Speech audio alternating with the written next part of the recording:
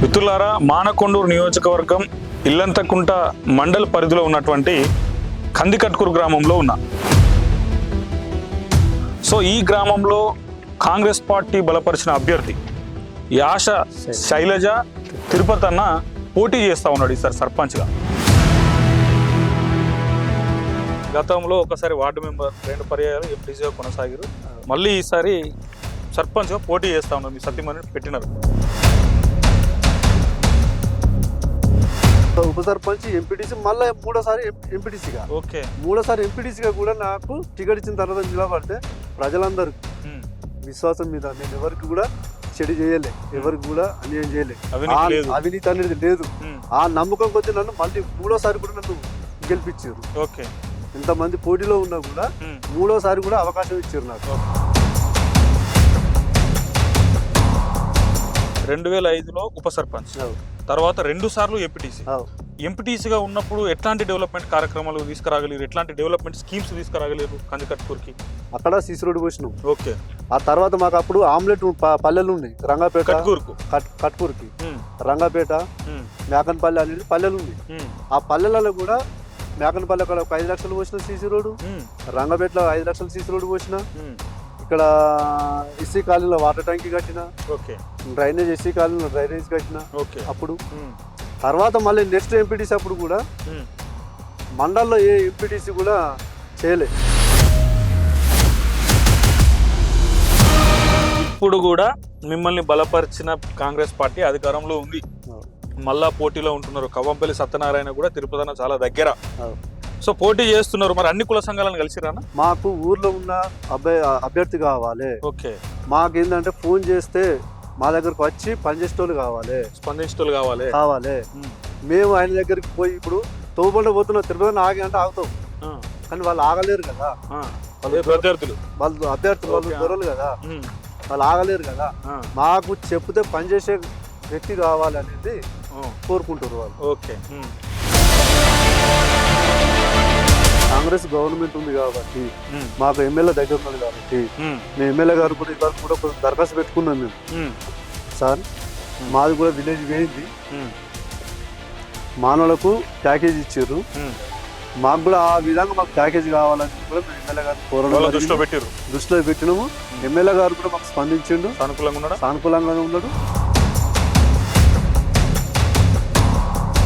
దయచేసి నేను మీ అందుబాటులో ఉండేటోని, మీ మంచి చెడులకు నేను దేనికైనా కూడా మీ దగ్గరకు వచ్చి నేను పలకరించి ఉండేటోని, ఏదైనా కూడా మీతో ఉండేటోని, నేను గురిచిపెట్టి పోను, అందుబాటులోనే ఉంటా. దయచేసి మాకు ఇది ఒక్కసారి అవకాశం ఇచ్చి మమ్మల్ని ఒకసారి మళ్ళీ చూడురి, మమ్మల్ని గెలిపిరి.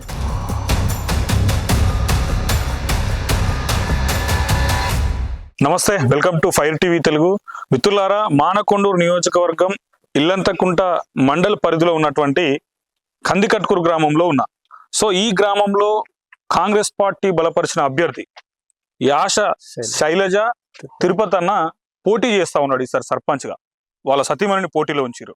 సో గతంలో ఒకసారి ఉప సర్పంచ్ ఈ కందికట్కూరు గ్రామానికి, 2 పర్యాయాలు ఎంపీటీసీగా కూడా ఈ గ్రామానికి సేవలు అందించారు. సో ఈసారి మళ్ళీ బరిలో ఉన్నారు. ఎట్లా స్పందిస్తున్నారు ప్రచారంకి అయినప్పుడు జనాలు కనుక్కునే ప్రయత్నం చేద్దాం. నమస్తే తిరుపతి అన్న. నమస్తే. ఓకే, సో మళ్ళీ పోటీలో ఉన్నారు. గతంలో ఒకసారి వార్డు మెంబర్ 2 పర్యాయాలు ఎంపీసీగా కొనసాగారు. మళ్ళీ ఈసారి సర్పంచ్గా పోటీ చేస్తా ఉన్నారు. మీ సత్యమని పెట్టినారు. ఎట్లా ఉంది అంటే ప్రచారం నడుస్తుందా? అన్న ప్రచారం బాగానే నడుస్తుంది. ఓకే, మేము గతంలో కూడా వార్డు మెంబర్ గా పోటీ చేసి గెలిచిన తర్వాత ఏ ఇయర్ అన్నది, ఏ సంవత్సరంలో? 2005లో. ఓకే, ఉప సర్పంచ్ గా కొనసాగిన అప్పుడు టీడీపీ గవర్నమెంట్ ఉంది ఆంధ్రప్రదేశ్ లో. టీడీపీ గవర్నమెంట్ లో నేను ఉప సర్పంచ్ గా కొనసాగిన. ఆ తర్వాత నా మీద నమ్మకం కొద్దీ టీడీపీ గవర్నమెంట్ నాకు టికెట్ ఇచ్చింది. టికెట్ ఇచ్చినాక కూడా ప్రజలందరూ నా మీద విశ్వాసం మీద నన్ను బంపర్ మెజార్టీతో మళ్ళీ మండల్లో కూడా రాని మెజార్టీ నాకు మెజార్టీ ఇచ్చారు ఎంపీటీసీగా. అంత మెజార్టీ నా మీద జనానికి నా అంటే అంత నమ్మకం ఉంది కాబట్టి అంత మెజార్టీ ఇచ్చి నన్ను గెలిపించారు. గెలిపించిన తర్వాత ఏమైంది అని అంటే మళ్ళీ టీడీపీ పోయి కాంగ్రెస్ గవర్నమెంట్ వచ్చింది. రాష్ట్రంలో కాంగ్రెస్ గవర్నమెంట్ వచ్చింది. కాంగ్రెస్ గవర్నమెంట్ వచ్చిన తర్వాత డెవలప్మెంట్ కొరకు, ఉమ్, ఊరు అభివృద్ధి కొరకు ఆ. పార్టీ మారాల్సిందే తప్పదు. పార్టీ మారవలసి వచ్చింది. ఓకే. పార్టీ మారిను. ఉమ్, పార్టీ మారినాక కూడా అప్పుడు ఎమ్మెల్యే మన ఆరపల్లి మోహన్ గారు ఉండే, ఓకే. ఆయన ఆధ్వర్యంలో చేరినాము. ఆయనకు కూడా మాకు కొన్ని వర్కులు ఇచ్చిండు, పని చేసినాం. ఉమ్. మళ్ళీ మా మీద విశ్వాసం కొద్ది, మా మీద నమ్మకం కొద్ది మళ్ళీ కాంగ్రెస్ టికెట్ ఇచ్చారు.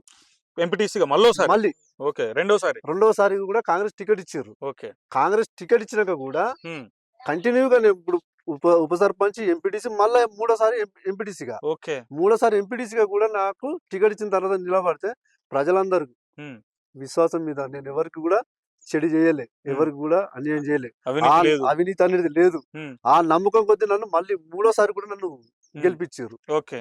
ఇంతమంది పోటీలో ఉన్నా కూడా ఉమ్, మూడోసారి కూడా అవకాశం ఇచ్చారు నాకు. ఓకే. ఒక్కటి తిరుపతి అన్న, 2005లో ఉప సర్పంచ్, అవు. తర్వాత 2 సార్లు ఎంపీటీసీ. అవు. ఎంపీటీసీగా ఉన్నప్పుడు ఎట్లాంటి డెవలప్మెంట్ కార్యక్రమాలు తీసుకురాగలిగారు, ఎట్లాంటి డెవలప్మెంట్ స్కీమ్స్ తీసుకురాగలేరు కందికట్కూరికి? కందికాట్కూరికి నేను ఉప సర్పంచ్ గా ఉన్నప్పుడు గ్రామ పంచాయతీ నుంచి కూడా ఉమ్, మన గవర్నమెంట్ బాయిలు ఉండే, బాయిలలో పూటిక తీసుడు గాని, ఉమ్, ఉమ్, దగ్గరలో జనం లోపల ఉమ్, దగ్గర ఉండి, ఓకే. ఊరు లోపల ఉండి ఉమ్, మనం వాళ్ళకి ఎలాంటి సేవ కావాలంటే అలాంటి సేవ చేసుకుంటూ వచ్చినాం. అందుబాటులో ఉన్నారు. అందుబాటులోనే ఉండి ఓకే. తర్వాత ఎంపీడీసీ అప్పుడు కూడా ఉమ్, నేను ఆ మోనన్న ఎమ్మెల్యే ఉన్నప్పుడు కూడా అప్పుడు కూడా మేము ఏం చేసినాం అని అంటే సీసీ రోడ్లు పోసినాం. ఓకే. మన ఎక్కంచెల్లి అంటే దుకాణాల కాంచెల్లి ఒరేగడ్డ దాకా అటు లాస్ట్ కు ఉమ్, అక్కడ సీసీ రోడ్డు పోసినాం. ఓకే. ఆ తర్వాత మాకు అప్పుడు ఆమ్లెట్ పల్లెలు ఉన్నాయి, రంగాపేట, కట్కూరుకు. కట్కూరుకి, ఉమ్, రంగాపేట, ఉమ్, మేకనపల్లి అనేది పల్లెలు ఉన్నాయి. ఉమ్, ఆ పల్లెలలో కూడా మేకనపల్లి అక్కడ ఒక 5 లక్షలు పోసిన సీసీ రోడ్డు, ఉమ్, రంగపేటలో 5 లక్షల సీసీ రోడ్డు పోసిన, ఉమ్, ఇక్కడ ఎస్సీ కాలనీలో వాటర్ ట్యాంక్ కట్టిన, ఓకే. డ్రైనేజ్ ఎస్సీ కాలనీలో డ్రైనేజ్ కట్టిన. ఓకే. అప్పుడు ఉమ్, తర్వాత మళ్ళీ నెక్స్ట్ ఎంపీటీసీ అప్పుడు కూడా ఉమ్, మండల్లో ఏ ఎంపీటీసీ కూడా చేయలే. ఆ, ఎందుకొరకు అంటే మా ఎంపీపీ అనేది నాకు బాగా దగ్గర, ఓకే. మా ఎంపీపీ మాకు బాగా దగ్గర కాబట్టి నేను ఒక్కడే చెప్తాను, అన్న నాకు ఈ పని కావాలి, ఇక్కడ ఒక బోర్ కావాలి, ఇక్కడ ఒక బోర్ అనేది చెప్తున్నాను అంతే. ఉమ్, అన్న తీసుకుపోయాను, బోర్ పంపించు. మీకున్న మంచితనానికి మీరు ఏది అడిగినా ఇచ్చేటోళ్ళు వాళ్ళు. ఆ బోర్ వేస్తే అక్కడ బోర్ వేసేటప్పుడే ఉమ్, అన్న మా మా వాడోళ్ళు ఇంకొక బోర్ కావాలని వచ్చి లొల్లి పెడుతుర్రే, ఉమ్, కావాలని బదిలాడుతుర్రే ఉమ్, అని అంటే, అన్న వేయించుకోపోయా అంటే నేను ఒకటి అడిగితే బండి వచ్చినాక ఇంకొకటి వేయించుకుంటున్నాను, ఉమ్, ఓకే. ఇడికి రాగానే ఒకటి అయిపోయినాక ఇంకోటి. ఇంకొకటి వేయించుకుంటూ ఆ, అట్లా అట్లా ఊరు లోపల ఒక 8 బోర్లు వేయించిన. ఓకే. 8 బోర్లు వేయించి బోర్కు మోటార్ ఫిట్ చేయించి ఉమ్, ఒక గల్లీకి మొత్తం పైపులు ఆడదాకా వేసి ఆ, 4 ఇళ్లకు 5 ఇళ్లకు ఒక నల్ల ఫిట్ చేయించిన ఓకే. పట్టుకపోవడానికి వరకు. ఓకే. ఇక్కడి నుంచి బోర్ సులభంగా ఉండడానికి. బోర్ కాంచెల పట్టుకపోతే ఇబ్బంది అవుతుందన్న ఉద్దేశం కొద్దీ ఉమ్, పైపు ఆడదాకా వేసి ఉమ్, మధ్యలో మధ్యలో నల్లలు పెట్టుకుంటా ఉమ్, అట్లా చేసినాం. ఓకే. మా మున్నూరు కాపు సంఘం ఉంది, నేను మున్నూరు కాపు బిడ్డను. మున్నూరు కప్ సామాజిక వర్గానికి చెందినవారు మీరు. ఓకే. మా సంఘం బిల్డింగ్ కూడా కమ్యూనిటీ హాల్ కూడా 10 లక్షలు పెట్టి కమ్యూనిటీ హాల్ కూడా కట్టించడం జరిగింది. ఓకే. యాదవ సంఘానికి కూడా ఒక 5 లక్షల వర్క్ పెట్టిపించింది. ఓకే. గౌడ సంఘానికి కూడా ఒక 10 లక్షల వర్క్ పెట్టిపించింది ఓకే. బిల్డింగ్ కొరకు. ఉమ్, ఏది లాస్ట్ ఎంపీడీసీ అప్పుడు. ఓకే. పోతే సీసీ రోడ్లు కూడా ఉమ్, ఏ ఎంపీడీసీ కూడా మండల చేయని ఎంపీడీసీ నేను ఒక 50 లక్షల వర్క్ చేసింది నేను కట్టుకూరికి. ఓకే. ఎందుకొరకు చేసిన అంటే నాకు అనేది నాకు అందుబాటులో ఉండి నాకు అనుకూలంగా ఉన్న మా ఎంపీపీ ఉన్నాడు, ఆయన ఎంపీపీ ఉన్నాడు, అక్కడ ఎమ్మెల్యే ఉన్నాడు. ఉన్నాడు ఓకే. ఉన్నాడు కాబట్టి ఉమ్, నాకు అట్లా అందరికి 5 లక్షలు అయితే 10 లక్షలు తెచ్చుకుంటూ ఓకే. అంత వెసులుబాటు ఉంది అక్కడ. ఓకే.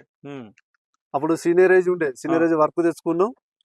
సీనియరేజ్ వర్కులల్లా ప్రతి ఎంపీడీసీకి 5 లక్షలు అయితే నేను 10 లక్షలు తెచ్చుకుంటూ వాళ్ళకు సో డబ్బులు తెచ్చుకుంటూ. ఇప్పుడు కూడా మిమ్మల్ని బలపరిచిన కాంగ్రెస్ పార్టీ అధికారంలో ఉంది, మళ్ళా పోటీలో ఉంటున్నారు. కవ్వంపల్లి సత్యనారాయణ కూడా తిరుపతి చాలా దగ్గర. సో పోటీ చేస్తున్నారు. మరి అన్ని కుల సంఘాలను కలిసిరానా? కలిసి అన్ని కుల సంఘాలకు కలిసిను. ఇప్పటికి దాదాపుగా 2 సార్లు ఇప్పుడు ఈ కూడొచ్చిన కాంచెలు కూడా ప్రతి సంఘాన్ని దగ్గరికి ప్రతి ఇంటి దగ్గరికి 2 సార్లు పోయి కలవడం జరిగింది. ఎట్లా స్పందిస్తున్నారు ఓటాడడానికి అయినప్పుడు? వాళ్ళు స్వచ్ఛందంగా వాళ్ళే అంటుర్రు, మాకు ఊర్లో ఉన్న అభ్యర్థి కావాలి, మాకేందంటే ఫోన్ చేస్తే మా దగ్గరకు వచ్చి పనిచేసేటోళ్ళు కావాలి, స్పందించేటోళ్ళు కావాలి. మేము ఆయన దగ్గరికి పోయి ఇప్పుడు తోబండ పోతున్నాం, తిరుపతి ఆగి అంటే ఆగుతావు, కానీ వాళ్ళు ఆగలేరు కదా.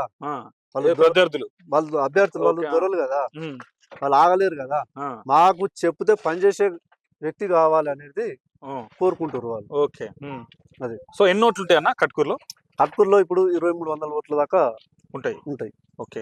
సో వాటిని దృష్టిలో పెట్టుకొని పని చేయాల్సి ఉంటుంది ఇప్పుడు ఎన్నికల్లో కూడా. ఆవ్. అట్లా కష్టపడితేనే ఓట్లు వస్తాయి మరి ఇప్పుడు ఆవ్. కూడా. అంతే. ఓకే. సో మీరు పర్సనల్ గా ఈసారి మళ్ళీ పోటీ చేస్తున్నారు కదన్నా, మీ సత్యమణి గారిని పోటీ చేపిస్తున్నారు. ఆవ్. ఎట్లాంటి మేనిఫెస్టో డిజైన్ చేస్తున్నారు మీ వ్యక్తిగతంగా గ్రామానికి? అది అయితే అన్న ఒకటి విలేజ్కి ఒకటి ఏంది అని అంటే, ఇదివరకు మనం చేసినాం, పేరుంది. ఇప్పుడు కూడా మనకు కావాల్సింది ఏంటంటే ఒక పేరు కావాలి అంతే. పలానోడు పలాని సర్పంచి ఈ పని చేసిండు అనేది తరతరాలుగా పేరు కొరకే నేను అది పాటు చేస్తున్నా, పడతారు. పాటు పడుతున్నా. ఓకే. దాని కొరకు ఒకటి. ఓకే. కానీ విలేజ్ లోపల ఓపెన్ జిమ్ లేదు. ఓకే. ఓపెన్ జిమ్ పెట్టిస్తా. ఓకే. పోతే వైకుంఠ ధామం లేదు, ఉమ్, వ్రతం లేదు. ఉమ్. ఆ వ్రతం అనేది నా సొంతంగా నేను ఊరికి మీ సొంత డబ్బులతో సొంత డబ్బులతోనే వైకుంఠ రథం ఏర్పాటు చేస్తారు. వైకుంఠ వ్రతం ఏర్పాటు చేసి ఇస్తా. ఓకే. అదొకటి. ఉమ్, ఇప్పుడు ఒకటి కాంగ్రెస్ గవర్నమెంట్ ఉంది, అవును. ఇంకా 3 సంవత్సరాల దాకా గవర్నమెంట్ ఉన్న మా ఎమ్మెల్యే ఉన్నాడు. ఓకే. మేము కూడా ఆల్రెడీ ఎల్లమ్మకాడికి పోయే బ్రిడ్జి కూడా ఉమ్, ఇదివరకు పెట్టినాము, అది ప్రపోజల్ లో ఉంది. ఉమ్. త్వరలోనే ఎలక్షన్లు అయిపోగానే టెండర్ వర్క్ అవుతుంది. ఇదొకటి. పోతే మళ్ళా బీరపక్కడి వరే, ఇవి ఓకే. 2 వరేలు అనేది టెండర్ లో పిలుస్తారు, టెండర్ అయితే అవి ఓకే. అవి ఒకటి చేయిస్తాం. ఉమ్, కాంగ్రెస్ గవర్నమెంట్ ఉంది కాబట్టి, ఉమ్, మాకు ఎమ్మెల్యే దగ్గర ఉన్నాడు కాబట్టి, ఉమ్, మీ ఎమ్మెల్యే గారు కూడా ఇదివరకు కూడా కొంచెం దరఖాస్తు పెట్టుకున్నాం మేము. ఉమ్, సార్ ఉమ్. మాది కూడా విలేజ్ వేయింది, ఉమ్, మానవులకు ప్యాకేజ్ ఇచ్చారు, ఉమ్. మాకు కూడా ఆ విధంగా మాకు ప్యాకేజ్ కావాలని కూడా మేము ఎమ్మెల్యే గారిని కోరడం వాళ్ళ జరిగింది. దృష్టిలో పెట్టిరు. దృష్టిలో పెట్టినాము. ఉమ్. ఎమ్మెల్యే గారు కూడా మాకు స్పందించిండు, సానుకూలంగా ఉన్నాడా? సానుకూలంగానే ఉన్నాడు. ఉమ్, అది కూడా ఖచ్చితంగా మేము ఎమ్మెల్యే గారితో మాట్లాడి సీఎం దగ్గర కూడా పోయి ఉమ్. ఆ ప్యాకేజ్ అనేది కూడా ఇప్పిస్తాం. ఇప్పించే ప్రయత్నం చేస్తారు. ఉమ్. ఓకే. ఇంకా ఇంకేం చెప్తున్నారు జనాలకి? జనాలకి మేము చెప్తున్నాం, ప్యాకేజ్ ఇప్పిస్తాము, మీకు అందుబాటులో ఉంటా నేను. ఓకే. ఊళ్ళో అందుబాటులో ఉంటారు మీరు ఇక? స్థానికంగా అందుబాటులో ఉంటా. ఉమ్, రాత్రి 12కి ఫోన్ చేస్తే కూడా ఉమ్. నేను మీ ఇంటికి వచ్చి నేను నిలబడేటోని. ఓకే. ఆపదైనా ఏమైంది సంపదైనా. అనేది, ఆపదకైనా సంపదకైనా ఏమైంది అనేది నీ ఇంటి ముందర నేను నిలబడేటోని. ఓకే. నేను కరీంనగర్ లో ఉండా, ఉండు కట్టుకూరులోనే. కంది కట్టుకుని ఉంటా. ఉమ్, పొద్దున్న లేస్తే 6 గంటలకు లేస్తే పోయి బస్ స్టాండ్ లో ఉంటా, అందరితో కలుసుకొని ఉంటా నేను. ఓకే. నేను ఎక్కడ ఇడిచిపెట్టి ఇప్పుడు ఈ 15 సంవత్సరాలు రాజకీయం చేసి కూడా నేను ఎటు పోలే, ఊరును పట్టుకునే ఉన్నా. ఓకే. ఇప్పుడు కూడా ఊరును పట్టుకునే ఉంటా. ఉమ్, ఎనీ టైం రాత్రి ఏ టైం అయినా కూడా ఫోన్ చేస్తే నేను వాళ్ళ ఇంటి ముందరికి పోతా, కానీ నేను వాళ్ళను నాగే రప్పించుకోను. ఉమ్. ఓకే. ఎందుకంటే విలేజ్ కి మా ఇంటికి కొంచెం దూరం ఉంది. ఉమ్, పాపం పెద్ద మనుషులు ఉంటారు. ఉమ్, ఆ పెద్ద మనుషులు ఇక్కడ దాకా రప్పించుకునే దానికంటే ఉమ్. మనమే అక్కడికి పోయినాం అనుకో సాల్వ్ అయిపోతుంది కదా. అవును. అందుకొరకని నేను వాళ్ళ దగ్గరికి పోతా. ఓకే. అప్పుడైనా కంతే, ఇప్పుడు కూడా కంతే. ఓకే. ఇప్పుడు యాస శైలజ తిరుపతిని గెలిపిస్తే ఉచిత వైకుంఠ రథం వస్తుంది గ్రామానికి. ప్యాకేజ్ కోసం ప్రయత్నం చేస్తారు. ఓపెన్ జిమ్ కట్టిస్తారు. జిమ్ కట్టిస్తా. సో ఈ 3 హామీలతో బయటకు బయలుదేరుతున్నారు ఇప్పుడు. నిన్న యూత్ పిల్లలు కూడా మాకు క్రికెట్ కిట్ కావాలని, ప్లేస్ కావాలని గ్రౌండ్ కొరకు అడగడం జరిగింది. ఓకే.